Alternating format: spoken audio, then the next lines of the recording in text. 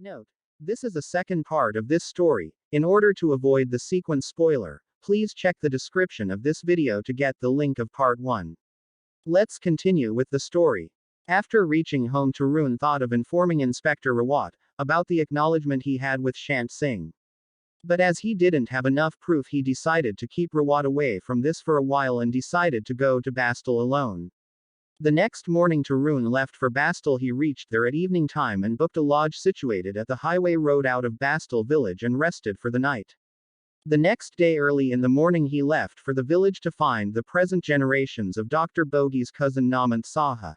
As he went into the village asking everyone about his generation's whereabouts, a man brought Tarun to Bastal village postmaster, who then escorted Tarun to the Saha family's house in the village, as there was only one house in the entire village whose surname was Saha. When they reached the house, the postmaster knocked at the door. The door was opened by the eldest family member of the Saha family.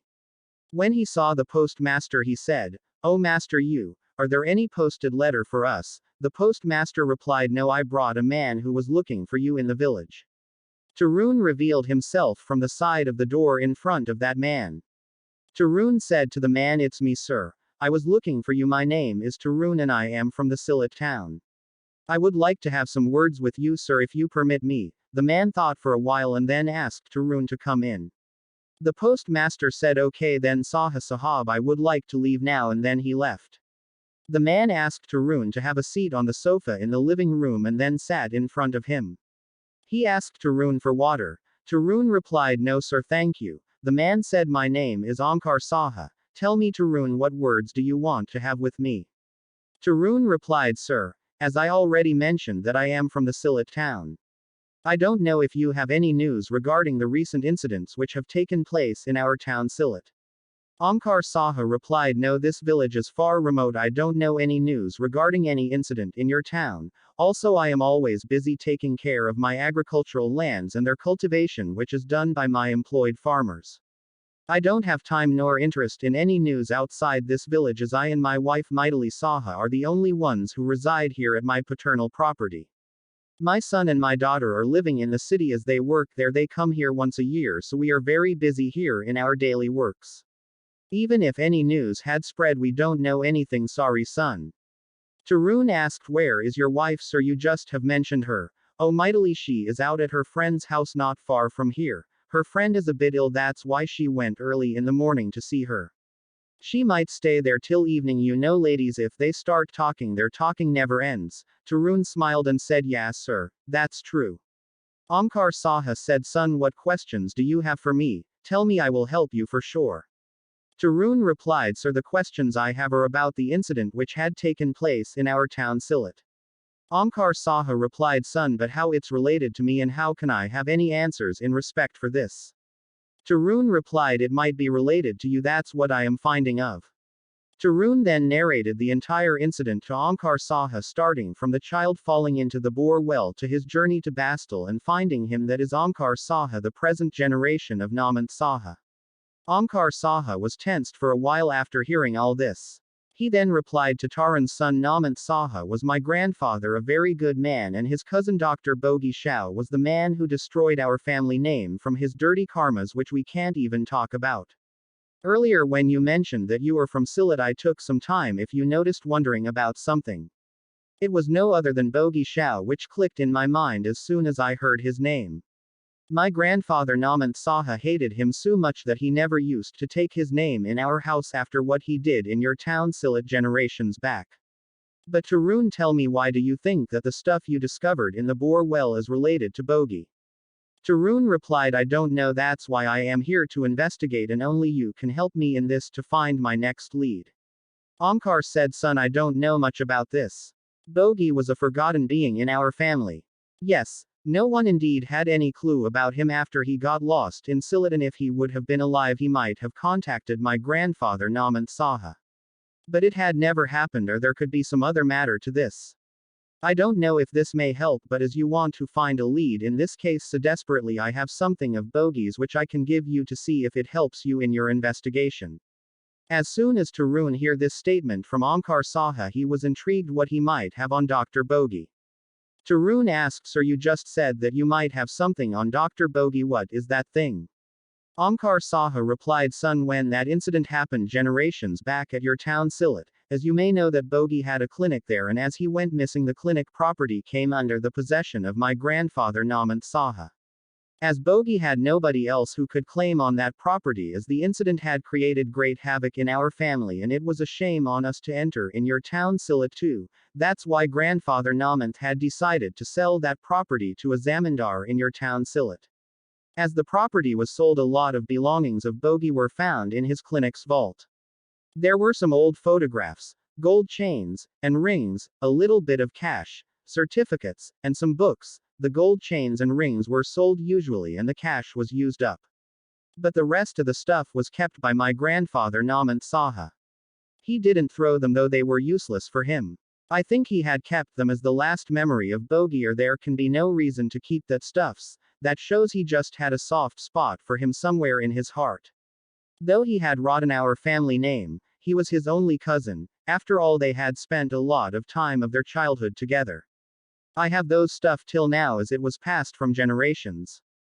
Omkar said to Rune, wait here son, I will bring it to you. By saying this, Omkar Saha went into the other room. He searched the cupboard for those stuff for some minutes and finally got them. He brought it out to the room where Tarun was waiting. Those stuff was tied in an off-white cotton cloth sack which was looking very old. Omkar Saha said, here, keep it my son, all of it, I don't need them anymore. Hope there might be something in this which could help you in your pursuit.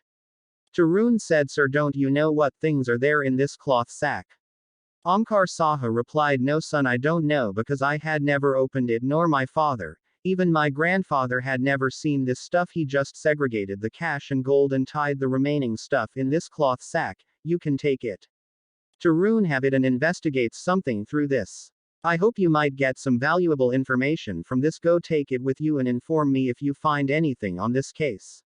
Even I would like to know what had happened with Bogi generations back and if your discovery has any relation with him. Tarun said, sure sir, I will inform you as soon as I crack this.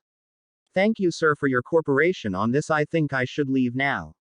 Omkar Saha replied, okay then Tarun, best of luck to you on this case. Hope you will find something valuable on this, and the mystery which was in darkness for generations will come to light because of you if you crack this. I will pray for you son.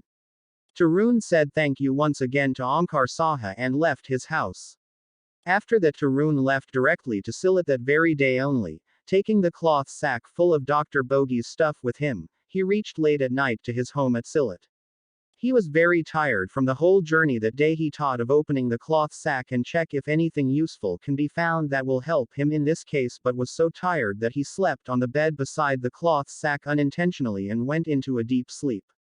In the morning the sun rays fell on Tarun's eyes from the window and all of a sudden he waked up instantly.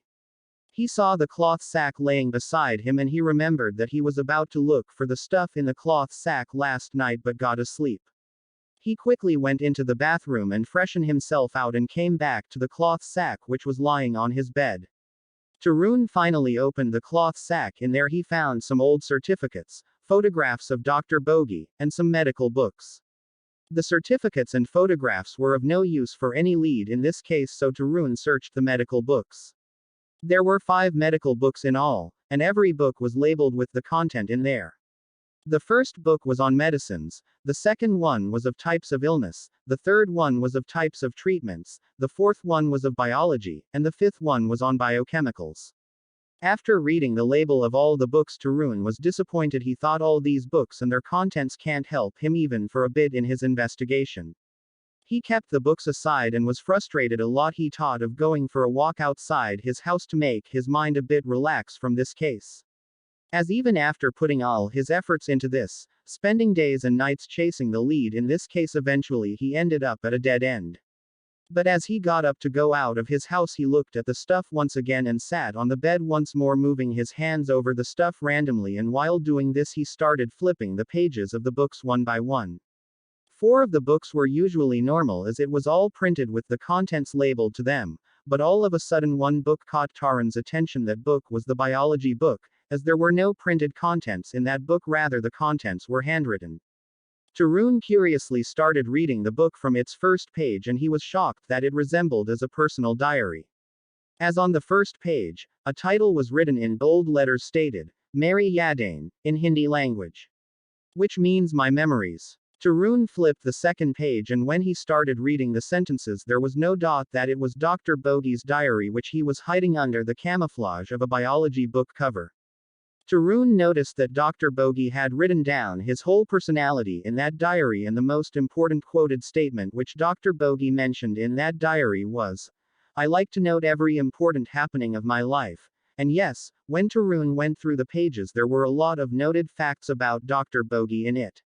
Since his early age of youth, he mentioned that he started writing this diary from his higher secondary school days when he was in 10th standard. There were a lot of beautiful things in its adventures, jokes and funs of Dr. Bogey with his friends in school and then in college till the university. There he also mentioned that he never felt comfortable at his home much, as his relations with his sibling were not very hospitable to him.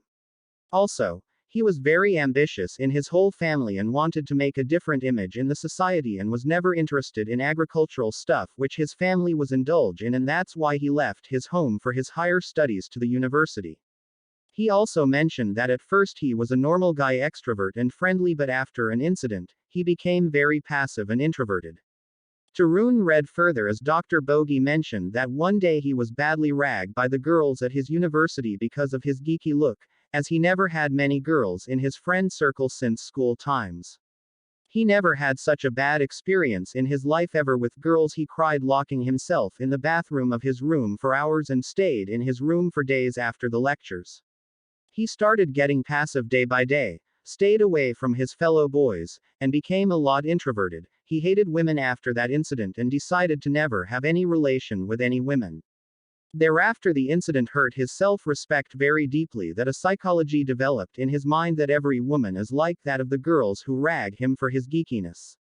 He then lost his self-confidence in his looks thereafter and concentrated on his aim to be a doctor. Tarun now got the whole persona of Dr. Bogey very well in his mind. A lot was known by Tarun by reading the diary of Dr. Bogey. Tarun read the whole journey of Dr. Bogey from the university to the government hospital in Ranpur, which Dr. Bogey mentioned in detail. Even after settling very well, he never married because he hated women a lot, which Tarun had acknowledged reading his diary. After reading half of the diary, when Tarun flipped the next page, he was shocked and intrigued at the same time, as there was a partition page on which a one-word title was written in bold letters named, PURUSH. Tarun quickly understood that the chapter of PURUSH is about to start now. He stayed still for a moment there and was very happy that after so many efforts finally, he is about to get a crucial lead in this case. He quickly flipped the partition page and started reading from the next page there. Dr. Bogey mentioned the following. PURUSH, the most important chapter of my life, who changed me and my life directions forever. He led me to the most erotic and passionate emotion which I had never thought about. It was like being in erotic heaven with him, such erotic heaven which nobody had ever discovered. PURUSH gave me a new reason to live and love, and I loved him for days and nights, weeks and months. He made me a part of his body and his soul, and in the whole world, I liked him only, loved him only, desire him only, nothing but PURUSH. After mentioning this much about PURUSH, Dr. Bogey wrote how and when he saw PURUSH for the first time in Ranpur. He further wrote every year there was a medical test provided by the government for second-grade students in every school of the town to know about the health status of the children in the town and gather data of the students for government records. For years I was in Ranpur, and every year I used to do health checkups of the students in the school allotted to me and my medical team by the government. As there were different medical teams from the government hospital from where I was practicing, and each one had been allotted different schools of the town for health checkups. Also, these allotments of school used to change every year for different teams. It may be destiny or something else, I don't know, but it happened that I met PURUSH for the first time in his school during the medical checkups, and thereafter my life changed forever. He further wrote this year a different school was allotted to me and my team at Ranpur. It was a busy schedule as usual because a lot of checkups have to be done in just one day, and I had to cover all the secondary grade students, so I and my team quickly started the checkup process. One by one all the secondary standards and division students were checked up. Girls had a different section and boys had a different section. The girls' section was managed by a senior lady doctor from my government hospital only, and I was managing the boys' section. The checkup started from early in the morning and it was noontime, and only 15 students were remaining among them. One of them was Purush, to whom I can never forget. The moment when Purush entered the checkup room, I noticed him. He was different than any other students of the school. I kept noticing him for a while as his gestures and body language were very attractive, and being a boy, he was looking beautiful than any girl. I don't know what happened to me that day. I was a bit mesmerized looking at him. It may be destiny that played its role to make us one. After all the basic tests, including measuring height, weight, taking information on some allergies and past diseases, finally he was coming to me, as I was assigned to check the body that included skin, hair, mouth, and genital. When Purush was coming near to me, I felt strange energy around me. I don't know why I never got such an experience with any of the students earlier in any school. I quickly gathered myself up from that feeling as Purush approached me. I asked him to close the curtain of the cabin, a standard gesture for every student, as there they have to remove their shirts and pants for their body checkups. At first, I asked Purush to remove his shirt, but Purush was hesitating a little. I said to him, "Don't hesitate, it's for the body checkups, every student has done this here before you," but still he was hesitating. I asked him if he attending the checkups for the first time in school. Purush replied, "Yes, it's my first time. Before this I missed these checkups 2 times as I was not present that day in my school when the checkups were held." I said to him, "All will be okay, it's just a matter of 2 minutes, please remove his shirt." After that Purush removed his shirt. I checked him and he was all okay. But there was a strange sensation which I felt deep in my mind when I was touching his body. His skin was white and soft, his hair was silky, his lips were red. Also, being a boy, his body shape was a lot attractive, like a girl with slim and curvy sides with bulge waist. In all, I felt he was a different human being which I had never encountered. After that, I asked him to open his pant buttons and lower his zip. This time Purush's hesitation roused a lot, which I noticed looking at his face. I again said him not to get shy, it is necessary for the checkups and this is for his good. Purush slowly opened up his pants button and lowered his zip. I then wore the disposable gloves on my right hand and said Purush to cough regularly, and then I put my hand in Purush's pants slowly. At first Purush went a little backward, showing signs of discomfort, and when I touched his testicles he was shocked and suddenly stopped coughing. I asked him what happened. He nodded his head, nothing. I asked him to cough again, he did the same, but this time he kept staring at me continuously.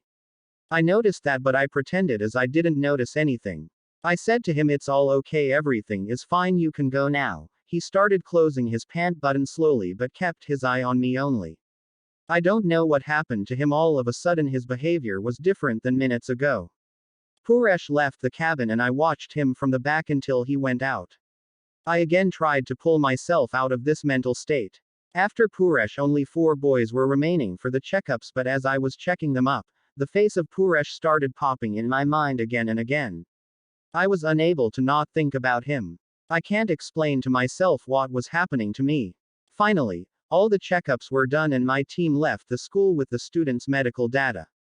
Some days went as usual, still the thought of Purush used to come in my mind at certain intervals. Until one day Purush entered my clinic. I was shocked a bit looking at him, but I pretended normal. Purush asked me whether he can come into my cabin. I said yes, sure. I asked him to have a seat. He sat in front of me staring at me unusually. I said him that I know him, he is one of the students from the school which I had checked up on some days before. I asked him what is the matter and how can I help him. Purush was nervous a lot, he wanted to tell me something but was hesitating a lot. I asked him again, "Don't worry, you can tell me the matter, I will help you for sure, tell me." I saw that he gathered a little courage and finally spoke out to me. He said, "Doctor, I think that I have a problem with my private parts since you checked up on me at the school. I can't explain what is it, but its sensation is disturbing me a lot. I can't speak it to anybody at my home. Only you can help me with this. That's why I bunked my school today, and after gathering a lot of courage I came to you because it was very tough for me to come to you and say this." I said to him, "You bunked your school for this? Why, you could have come to me after school with your parents." I asked, "Have you came alone here?" Purush replied, "Yes, I came all alone. I already said you, doctor, I can't tell this to my family." Then I asked how you found the address of my clinic. Purush said he asked his school peon Kanu for my clinic's address. I know Kanu came to my clinic often for the treatment of general illness. I asked Purush what is his name. He said, Purush. That was the day when I know his name for the first time. After that I asked Purush to come to the operating room so that I could check him up. I asked him to lie on the operating bed and open up his pant and zip. Purush did the same. I then wear the gloves and touched his genital and testicle. I didn't find any problem there. I said him everything is normal for me, nothing is wrong, and also you didn't have any pain in any of the area of your private parts. I asked him to get up and close up his pant. Purush got up and did the same, but he looked disappointed. I could see that on his face. When I asked him what happened, he said, but I know that everything is not normal yet. He said that he is having weird sensations and feelings at regular intervals which he can't explain, and he also mentioned that these sensations started happening only after I checked him. I was unable to understand what the matter with him was and what sensations and feelings he was talking about. I said him to go home for now, and if anything happens then feel free to come to me anytime. Purush said, sure doctor, thank you for your help, but I can't pay your fees, sorry.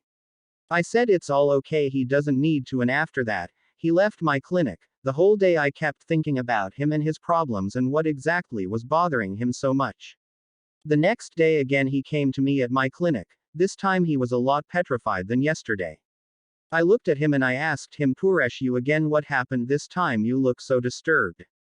Purush replied, I don't know how to explain it doctor, but I felt that sensation again yesterday night, and this time it was stronger than any day. And hesitatingly he said, and there is something more I wanted to tell you doctor. Something else very weird had happened yesterday night, but I don't dare to tell you that. I asked him what was it, be free to tell me. Purush said, I will like to talk about this in a secret, any patient might come here and I am feeling very uncomfortable here, can I tell you this somewhere else? I said sure, why not, come to the operating room, no one will enter there without permission. Purush and I both went into the operating room. I asked him now to be free to tell me everything, I can help you only if I know everything from what you are going on. He hesitatingly said, doctor, I had a strange sensation yesterday night at my penis. My body got heated up and strange thoughts started coming inside my mind. When that irritability increased, I touched my penis and started rubbing it, and after a little moment my penis size increased and it got harder than usual, and after a while of rubbing I wetted my underwear. But that was not urine for sure. I felt a lot relaxed after that, but I feared a lot after all this had ended. And about the thoughts, he hesitatingly said that all the time during that sensation it was you, coming in his mind, touching his penis. When I heard this I was uncomfortable a bit, but I understood that Purush was having sexual arousements. I slowly asked him, did he ever have these sensations earlier? Purush said no, never, it happened only after I touched his private parts. He said right from that day only he started getting that sensations, and it is now out of his capability to control it. Purush looked very worried after that. He asked me, what is this doctor? Is everything alright with me or I am sick? Please guide me. I was in a different state of mind after hearing this. Purush asked me, doctor, are you okay? Yes. I said to him, I am all right Purush, and you are also all right. There is nothing wrong with you, it's natural with everybody, it happens with everybody at particular ages. You are 15 now, you should have experienced it before, but in your case, it happened a bit late. No problem, your body is different and also you seem a little different than others. It is all because of differences in genetics. I think it might be the reason for this that you felt these sensations so late in your life. Don't worry, everything will be okay Purush, no need to worry anymore. I understood what was the matter with you very well just because you said me everything courageously. Go home now and don't ever worry if this sensation comes again. Purush asked me, but what is this you said to me? It happens to everybody, what do these sensations call? I hesitatingly said it is called sexual arousal. I said to him, you will know it further as you grow. Don't worry, it's normal. Go home now Purush, and then he left my clinic thanking me for my guidance. Some days passed by after that, and all that days my mind was bombarded with the thoughts of Purush, his pleasing way of talking, his body language, the days when I touched his body bare clothed, all those thoughts was making me restless. I feared that I was now losing control of myself. Also, I felt very strongly that I wanted to see Purush once again. I was not able to get myself out of these emotions. I don't know what was wrong with me. Some more days passed like this only. I don't know, again it was destiny or something. Purush again came to my clinic. I got very much happy at that sight when I saw Purush. He came and sat at the chair in front of my desk table. I kept looking at him as anything but quickly I came into my conscience and asked, is everything alright with him? Purush answered yes, almost. He said me after my guidance he lost his fear completely, but still something was bothering him. I asked him what is it, be open to tell me. Purush again said me, can we talk about this in the operating room like the last time? I can't talk about this here at the consultancy room. I said to him, okay, come on, let's go to the operating room. We both entered the operating room. Purush sat at the operating bed and was hesitant a little. I asked him to tell me openly what is still bothering him. He replied, the thing which is still bothering me is you, doctor. I was stunned by his words at first, but quickly asked him, how is it that I am bothering him? What did I do to him? Purush replied, I already had said to you that during those sensations only yours thoughts of touching my genital comes into my mind. I replied, yes, you already said me that. Purush then replied, but this time some new thoughts came into my mind about you, and that was making me irresistible. I had never experienced such a feeling in my entire life, and this time it was far better than the previous one. I can't even describe them, as I am feeling so uncomfortable at this moment. Doctor, please do something to help me because this thing is making me crazy. Are there any medications to stop this? Please prescribe some. I am getting restless day by day. I kept looking at him like anything, and thoughts started coming into my mind about the day when I touched him, his nude body, his gestures, his beauty, etc.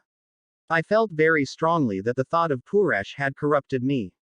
Purush called me, doctor, are you alright? Are you getting it? Whatever I am trying to explain. I quickly again came to my attention and replied, yes, sure, I got everything that you are trying to explain, and I am afraid that there are no medications for this. As soon as Purush heard this, he seemed very much worried. Purush said, what I should do now? There must be some solutions to this. Doctor, please, only you can help me. Suggest me something, because this thing troubles me day and night. I said to Purush to give me a day to think about this matter and asked him to come tomorrow early in the morning directly to the clinic. Instead of going to the school, it would be the right time to talk about this as the clinic opens later at the morning. Purush asked me, do I have some solution to this? I replied, I think I have something on it, but give me one day. Please go for now. Purush replied, okay, doctor, I will come early tomorrow, and then he left. After dealing with the patients for the day, I closed the clinic and went to the upper floor where my restroom and bedroom were. I was lying in my bed. I started thinking about Purush. I understood his state very well, and I acknowledged that I was corrupted too in the matter of Purush. At first, I was resisting it, but as I came to know that Purush felt the same, it awakens my erotism again towards him, and I got corrupted for him. Purush was asking me for the solution for this, and I knew that there is no solution. Either you can control it somehow or drown in it forever. And my corrupted mind was saying me to drown in it and take Purush too, because it would be beautiful for a lonely person like me who had never been in such a relationship with anyone. Yet as Purush didn't know that the feeling from which Purush was going on had endeavored me also, and the solution to both of their problems was to bring those erotic thoughts from the mental world to the physical world, and after thinking a lot I decided that I will solve both of our problems forever tomorrow. As this is the only way, now I thought of seducing Purush and teach him the art of sexual intercourse. I was not able to sleep for the whole night thinking about how to commence this tomorrow with Purush. The next early morning the door rang. I ran down excitedly in my shorts with bare body, and when I opened the door there was Purush in front of me. He surprisingly looked at me. I quickly called him in and said him to come up to my bedroom. We can have our conversations there and no one can see or disturb us. Purush agreed and quickly came up through the stairs. We both reached my bedroom. He asked me to tell that doctor, have you found some solution for it? I replied, yes, I think that I did found a permanent solution for it. Purush eagerly replied, and what is that, doctor? I said, you first tell me, do you had that sensations last night also? Purush replies, yes, I had it yesterday also, just like I had every day and night from the past many days. I asked him, so are you having that sensation now also? Purush hesitantly replied, yes, doctor. He said, but why are you asking this? What is the solution you were telling me about? I replied, Purush, the only solution for this is to let me do everything that comes to your mind physically with you. This can only quench your sexual arousements. Purush naively asked the doctor what exactly we have to do with each other physically. I replied slowly, Purush, we need to have sex with each other. Purush replied, sex, but I don't know anything about it, doctor. I replied, don't worry, leave it on me. I will do everything, you just have to cooperate with me because this is the only solution to your problem. Purush naively asked me, so after having this sex will that sensations never irritate me ever again? I replied, I don't know for sure, but yes, I can tell this much, that you will be satisfied for sure. Purush naively replied, so we have to do it now. A sudden thought came inside my mind that I could have stopped this, but my corrupted mind was filled with the lusty desire of having Purush. In an instant, I replied yes and said him to undress completely and lie down on the bed. He hesitatingly did this, and while he was undressing, my lust for him aroused at a different level.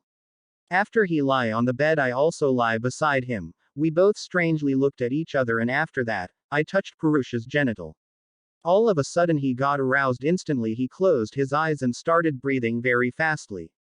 I quickly removed my hand from his genital and asked him to relax. He was sweating badly by the time. Gathering some courage, he looked at me and stared at me like anything, and I too was staring at him. We kept only staring at each other for a while, then again I put my hand on his genital, but this time he kept staring at me and after some time gave a beautiful smile. He was now completely seduced and freely indulged in having sex with me. Acknowledging this, I quickly kissed him for minutes. He was also kissing me. I did the entire softcore sex with him and then I started fucking him in his anal. He was mourning like anything. We had sex for almost an hour and then slept after getting tired for 2 hours. Finally, when I woke up, I made Purush woke up. We stayed lying together and Purush was lying on my chest. He started asking me, this is sex which you were talking about? I said yes, isn't it beautiful? Yes, it is indeed, Purush replied. I never had such an amazing experience ever in my life. Purush asked me, is sex love? I replied, no, they are different things, but yes, I love you very much from now. He also replied even he loves him very much. After this, Purush asked me, can we have this one more time right now? We both got into the mood and had sex once more that day. Purush and I stayed nude in my bedroom and had many conversations about him and me, our personal lives and such were the topic of discussion between us. He asked me a lot of questions about sex and types of sex. I explained to him that the sex we had was called gay sex because it happened between two men.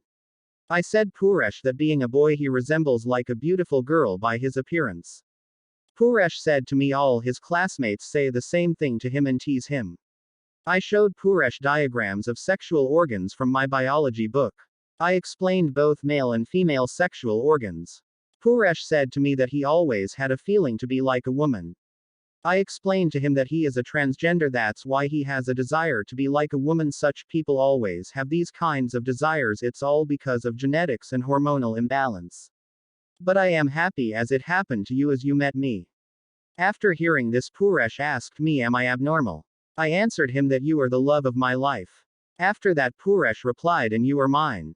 After sometimes Purush left my house and I didn't open the clinic that day. These sex sessions happened continuously for 3 days. Each day Purush used to come early to my clinic and we used to have sex. We were so careless under this addiction that we didn't pay any heed to the outside world, which created an obvious consequence that soon showed up in Purush's matter. Like one day a phone call rang at Purush's house from his school complaining of his absence for nearly 3 continuous days as he was constantly visiting my clinic. Purush explained to me everything on the phone, that his father and brother scolded him very harshly and frequently bombarded him with questions as if where was he all these days instead of going to school. Purush explained to me how he gave the false reason and convinced his father and brother that he was actually with some local boys playing cricket at the public ground from morning to noon for the past 3 days. As they challenged him for a match, he explained to me that how after so much effort he was able to make them cool down a little with a warning that if he ever bunks the school again and if he ever plays with that local boy then he will be strictly punished. I heard a lot about Purush's family in the town as to how wealthy they were and what influence they had in the town of Ranpur, as after Purush said me from whose family did he belonged at the time when he was with me in my bedroom. I quickly got the idea of who were the Thakurs in Ranpur. Now Purush started visiting at my house every Sundays as per my guidance, and we used to have sex those days as Sundays were the holidays. Even if we found a little space of time for us, it was not satisfying for us, as we know that we have to find a permanent solution for this if we want to carry on this further, which we both desperately wanted to. One day Purush said to me that he strongly wanted to be like a girl from a boy. I replied seriously. Purush said, yes, seriously, I have strong desires for this for years. I would like to dress like a woman. I would like to wear ornaments like a woman. I would like to be beautiful like a woman. These desires bombard my mind constantly for years, but I never got the courage to express them with anyone. But I am expressing this to you because you can only understand what is going on with me. I no longer desire to be a boy. End of part 2. Please check the description of this video to get the link of part 3.